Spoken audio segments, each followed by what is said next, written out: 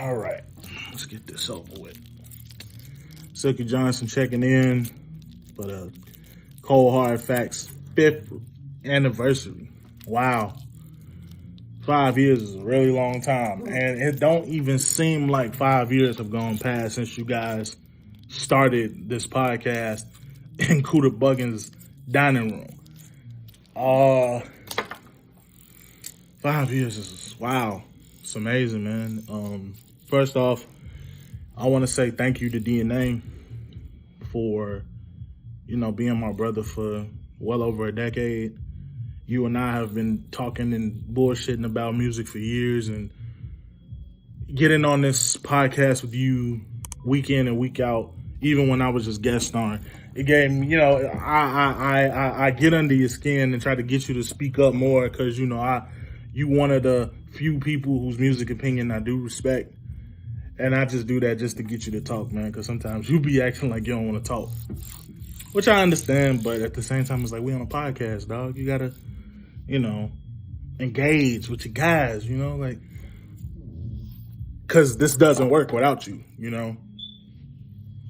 And I appreciate you for giving me this platform to get my music thoughts off, because as you know, and as our listeners know, I could talk about music till I'm blue in the face. And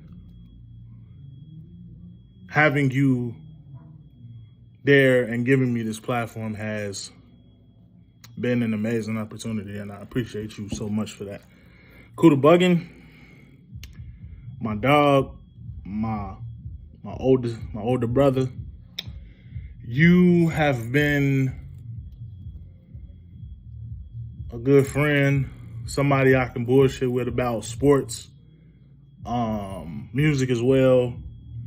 And I'm really glad that, the Lord placed you personally in my life to, be kind of like that bouncing ball off when it comes to like sports talk, like some deep lyrical shit, or even R&B, because, a lot of, we don't talk about R&B that much, but me and you, we can talk about that R&B and it'll be like, wow, like, this.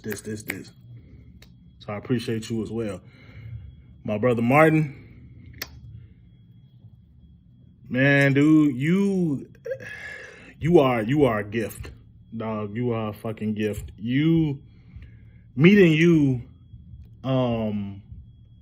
was something that, it was like a chance meeting. We met in Cooter Buggin's dining room doing an episode of the podcast, and we just been tight ever since, to the point where you've been there for me outside of this podcast and outside of this thing we do.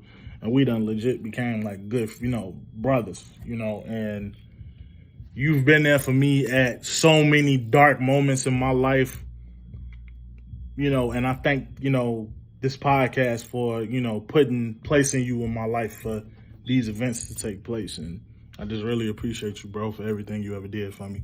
And I look forward to, going back and forth with you every week, because our debates are literally the highlights of the show every single week.